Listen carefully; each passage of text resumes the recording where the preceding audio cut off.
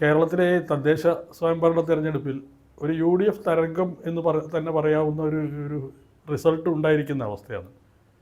അതിൽ വളരെ ശ്രദ്ധിക്കേണ്ടതും കുറച്ച് കൗതുകകരമായിട്ടുള്ളൊരു റിസൾട്ടാണ് വടക്കൻ കേരളം, അതായത് നമ്മൾ മലബാർ എന്ന് പറഞ്ഞു പോരുന്ന പ്രദേശത്തുണ്ടായ ഒന്ന്.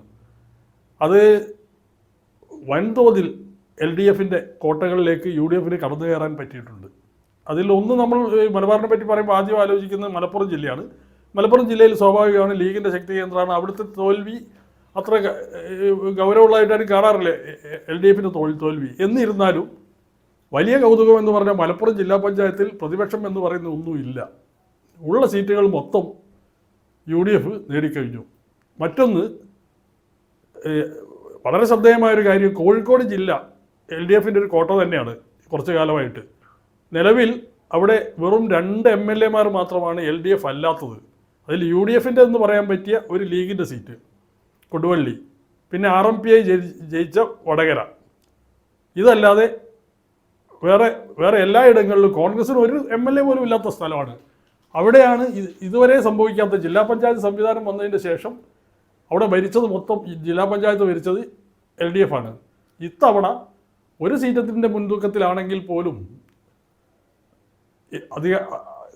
UDF അധികാരത്തിലേക്ക് എത്തുന്നു. അതായത് 14 UDFും ഒരു RMPAയും അവരുടെ കൂടെ നിൽക്കുന്നത്. അത് 9 സീറ്റിൽ നിന്നാണ് അവർ അവിടേക്ക് എത്തിയതെന്ന് മനസ്സിലാക്കണം. കോഴിക്കോട് കോർപ്പറേഷൻ അത്ഭുതകരമാണ്. അത് തുടക്കം മുതൽ തന്നെ ഒരുപാട് കാലമായിട്ട്, എൻ്റെ അറിവിലൊരു 50 കൊല്ലത്തിൻ്റെ 45 വർഷമായിട്ട് LDFിൻ്റെ കുത്തകയാണ്. അവിടെ LDF ജയിച്ചെങ്കിൽ പോലും ഒറ്റയ്ക്ക് ഭരിക്കാൻ പറ്റാത്ത ഒരവസ്ഥയുണ്ട്. ഇതൊക്കെ സംഭവിച്ചതിൻ്റെ പ്രധാന ഘടകങ്ങളിൽ ഭരണവിരുദ്ധ വികാരം മൊത്തത്തിലുണ്ട്. അത് നമ്മൾ വെവ്വേറെ എടുത്ത് പരിശോധിക്കുകയാണെങ്കിൽ ഒരു കാര്യം, മുസ്ലിങ്ങളുടെ ഇടയിലുണ്ടായ, നമ്മൾക്കറിയാവുന്ന പോലെ വടക്കൻ കേരളം മുസ്ലിം സമുദായത്തിൻ്റെ നല്ല മുൻതൂക്കമുള്ള സ്ഥലമാണ്. പക്ഷേ അങ്ങനെ പറയുന്നതിന് വേറൊരു കാര്യമുണ്ട്. അവിടെ എല്ലാവരും ഒന്നും UDF അല്ല, പണ്ടേ അല്ല, ലീഗും അല്ല. മൊത്തത്തിൽ അവിടുത്തെ മുസ്ലിം ജനസംഖ്യ എടുത്തു നോക്കിയാൽ അതിൽ ഏറ്റവും കൂടുതൽ ലീഗിൻ്റെ കൂടെയാണ് അണിനിരന്നത് സത്യമാണ്. പക്ഷേ വലിയ വ്യത്യാസമില്ലാതെ തൊട്ടടുത്ത ഏറ്റവും കൂടുതൽ മുസ്ലിങ്ങളുള്ള പാർട്ടി CPM ആണ്. CPMൽ നന്നായിട്ട് മുസ്ലിം സാന്നിധ്യമുണ്ട്. പക്ഷേ ആ കോട്ടകളിൽ പോലും, അവരുടെ ആ വോട്ട് കേന്ദ്രങ്ങളിൽ പോലും ചോർച്ച ഉണ്ടായി, UDFന് അനുകൂലമായ ചോർച്ച ഉണ്ടായി എന്നാണ് കാണുന്നത്. അതിൻ്റെ പ്രധാന കാരണം അടുത്ത കാലത്തായിട്ട് വളരെ പാളിപ്പോയൊരു തന്ത്രം LDFിൻ്റെ, പ്രത്യേകിച്ച് CPMൻ്റെ ഒരു മൃദുഹിന്ദുത്വ സമീപനം. അത് ഇവർ ജമാഅത്തെ, കുറച്ചു കാലമായിട്ട് ഇവരുടെ കൂടെ നിന്നിരുന്ന ജമാഅത്തെ ഇസ്ലാമി ഇപ്പോൾ നിൽക്കുന്നില്ല എന്നുള്ള ഒറ്റ കാരണം കൊണ്ട്, ആ UDFിൻ്റെ കൂടെ നിൽക്കുന്നുള്ള കാരണം കൊണ്ട് ഒരു കാടടച്ച് വെടി തുടങ്ങി. ഈ ജമാഅത്തെ ഇസ്ലാമി ഒന്നുമല്ല, ജമാഅത്തെ ഇസ്ലാമി മലബാറിൽ നല്ല, കേരളത്തിൽ എവിടെയും ഒന്നുമല്ല. മൊത്തം മുസ്ലിങ്ങളുടെ ഇടയിൽ 1% പോലും പിന്തുണ കഷ്ടിച്ച് ഉണ്ടോയെന്ന് തന്നെ സംശയമാണ്. അവർക്കൊന്നും ആരും ജയിപ്പിക്കാൻ പറ്റും. അങ്ങനെ ഉള്ള ഒരു ജമാഅത്തെ ഇസ്ലാമിക്കെതിരെയുള്ള ആരോപണം ലീഗിന് പിന്നെ പണ്ടേ പറയുന്നതാണ്. അത് പിന്നെ അതിൽ പുതുമയില്ല. ഇത് പറഞ്ഞ് ഇവരുടെ കയ്യിൽ നിന്ന് കൈവിട്ടുപോയി. പ്രത്യേകിച്ച് MV ഗോവിന്ദനും, സംസ്ഥാന സെക്രട്ടറി NV ഗോവിന്ദൻ, വിജയരാഘവൻ, പിന്നെ ചെറിയ പ്രാദേശിക തലത്തിലുള്ള നേതാക്കന്മാർ ഇത് പറഞ്ഞിട്ട് എത്തിപ്പെടുന്നത് എങ്ങനെയാണെന്ന് വെച്ചാൽ, അത് ലീഗിൻ്റെയും ജമാഅത്തെ ഇസ്ലാമിൻ്റെയും പരിധി കടന്നിട്ട് എത്തുന്നത് വേണമെങ്കിൽ മുസ്ലിം വിരുദ്ധം എന്ന് തന്നെ വ്യാഖ്യാനിക്കാവുന്ന, വേണമെങ്കിൽ നല്ല പലപ്പോഴും അങ്ങനെ തോന്നുന്നത്. അത് ഇന്ത്യയിലെ രാഷ്ട്രീയ സാഹചര്യം ഇവർ മനസ്സിലാക്കുന്നതിൽ പരാജയപ്പെട്ടു പോയിട്ടുണ്ട്. മൊത്തത്തിൽ ഇന്ത്യയിൽ മൊത്തം മുസ്ലിങ്ങളൊരു അരക്ഷിതാവസ്ഥ നേരിടുന്നുണ്ട് എന്നുള്ളത് സത്യമാണ്. കേരളത്തിൽ അത്ര ഇല്ലായിരുന്നെങ്കിലും ഇതോടുകൂടി മുസ്ലിം സമുദായം വലിയ തോതിൽ വിശ്വസിച്ചിരുന്ന ഒരു പാർട്ടിയിൽ നിന്ന് പോലും, CPMൻ്റെ അടിത്തറകളിൽ പ്രധാനം മലബാറിൽ മുസ്ലിങ്ങളാണ് ഒന്നാം കാര്യം. പിന്നെ തീയ സമൂഹം ഒക്കെ തന്നെ, അവിടുത്തെ പൊതുവെ ഇടതു മനസ്സുള്ള ആളുകൾ ഇവരുടെ ഇടയിലൊക്കെ നന്നായിട്ടുണ്ട്.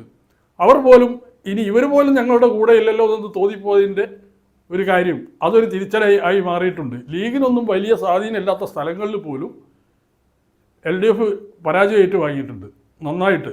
ആ അരക്ഷിത ബോധം, അതിൽ തീ കത്തിച്ചു കൊടുത്തു ഇവർ സ്വയം. പിന്നെ ഇത് പല ആളുകളും ഇതിനെ വിലയിരുത്തുമ്പോൾ ഇത് മുസ്ലിങ്ങളുടെ ഒരു ഏകീകരണമാണ് തോൽവിയെന്ന് മാത്രം ചുരുക്കി കാണുന്നത് ശരിയല്ല.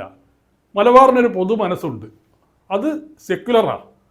അതിൽ പ്രത്യേകിച്ച് അവിടുത്തെ, നമ്മൾ വേറൊരു കാര്യമുണ്ട്, വേറെ ഒന്ന് ശബരിമല, അത് അവിടെ ഏഷ്യയിട്ടുണ്ട്, ഹൈന്ദവ സമൂഹം ഉണ്ട്, വലിയ തോതിലുണ്ട്. പക്ഷെ മലബാറിലെ ഹൈന്ദവ സമൂഹത്തിൻ്റെ ഒരു പ്രത്യേകത എന്ന് പറഞ്ഞാൽ അതിൽ മഹാഭൂരിപക്ഷം തീയ സമുദായമാണ്. അത് കേരളത്തിൻ്റെ പല ഭാഗങ്ങളും ഈഴവരെന്നൊന്നും പറയുന്ന, അത് സാങ്കേതികമായിട്ട് സർക്കാർ കണക്കിൽ ഒരു ജാതിയാണെങ്കിലും മലബാറിലെ തീയർ വേറൊരു സമൂഹമാണ്. അവർക്ക് പ്രത്യേകമായ കൾച്ചറുണ്ട്. അവരുടെ സാമൂഹ്യ നില തന്നെ ഒരു കാലത്ത് ബ്രിട്ടീഷുകാരുടെ കാലം മുതൽ തെക്കൻ കേരളത്തിലൊന്നും ഈഴവരുടെ, മധ്യ കേരളത്തിലോ തെക്കൻ കേരളത്തിലോ ഈഴവരുടെ മാതിരിയൊന്നും ആയിരുന്നില്ല. അവർ മാത്രമല്ല, വലിയൊരു പ്രത്യേകത എന്ന് പറഞ്ഞാൽ തീയ സമുദായം മൊത്തത്തിൽ പൊതുവെ സെക്യുലറാണ്. ഇവരൊരിക്കലും ഹിന്ദുത്വ ഏകീകരണത്തിലേക്ക് കൊണ്ടുവരാൻ ആരും വിചാരിച്ചാലും നടക്കില്ല.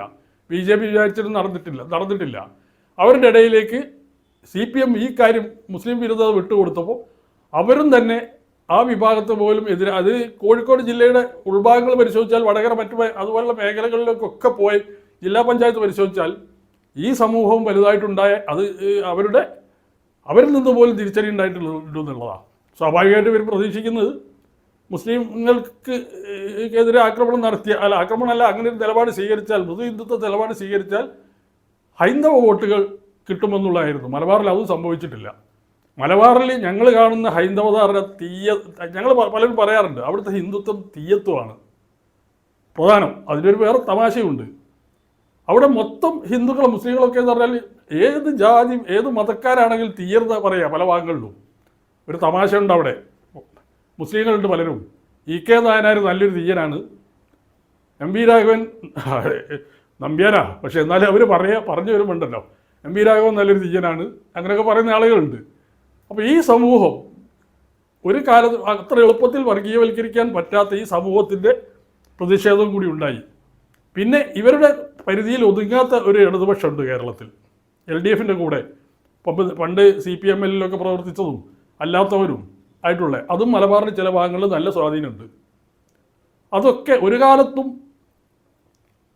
UDFിനെ സഹായിക്കാത്ത, കോൺഗ്രസിനൊക്കെ വലിയ ശത്രുവായിട്ട് കണ്ടിരുന്ന അവർ പോലും ഈ ഭരണത്തിൻ്റെ LDF ഭരണത്തിൻ്റെ ചില നയവ്യതിയാനങ്ങൾ, പ്രത്യേകിച്ച് ഈ പറഞ്ഞ സംഘപരിവാർ അനുകൂല അതിൻ്റെ എന്ന് തോന്നിക്കുന്ന തരത്തിലുള്ള അവരുമായിട്ടുള്ളൊരു മൃദു സമീപനം അവരെയും കൂടി വെറുപ്പിച്ചിട്ടുണ്ട്. അത് കഴിഞ്ഞ വടകര ഇലക്ഷനിലൊക്കെ കാണാൻ പറ്റുന്നുണ്ട്. ആ വോട്ടുകൾ മൊത്തത്തിൽ എല്ലാം കൂടി അങ്ങ് കേന്ദ്രീകരിക്കുക. അപ്പോൾ ഇതൊരു വെറും മുസ്ലിം ഏകീകരണം മാത്രമായിട്ട് ലഘൂകരിച്ച് കാണേണ്ടതല്ലത്. രാഷ്ട്രീയമായിട്ട് തന്നെ കാരണങ്ങളുണ്ട്. ശബരിമല ഞാൻ നേരത്തെ പറഞ്ഞ ഈ തീയ സമുദായമൊന്നും പൊതുവിൽ നമ്മൾ പറയുന്ന ഹിന്ദുത്വത്തിൻ്റെ പരിധിയിൽ നിൽക്കാത്തതാണെങ്കിൽ അയ്യപ്പൻ ഇവർക്കൊക്കെ തന്നെ ഒരു വലിയ വികാരമാണ് വിശ്വാസികളുടെ. ആ ശബരിമല സ്വർണ്ണക്കൊള്ള കൂടി അവരുടെ ഇടയിലും വലിയ സർക്കാർ വിരുദ്ധ വികാരം ഉണ്ടാക്കിയിട്ടുണ്ട്. അത് എന്നോട് പറയുന്നത് പല സമുദായങ്ങളുടെ ഇടയിലും ഇതെല്ലാം കൂടി ചേർന്നതിൻ്റെ അതുപോലെ മറ്റ് ചില സമീപനങ്ങളും ഇതൊന്നും ഒരു ക്ഷേമ പെൻഷനെ കൊണ്ട് നിർത്താൻ പറ്റാത്തൊരവസ്ഥയിലേക്ക് എത്തി. ഈ വിരുദ്ധ വികാരങ്ങളെല്ലാം കൂടി ഒത്തുചേർന്ന് ആഞ്ഞടിച്ചതാണ് യഥാർത്ഥത്തിൽ LDFിൻ്റെ മലബാർ മേഖലയിലെ പരാജയത്തിൻ്റെ കാരണം.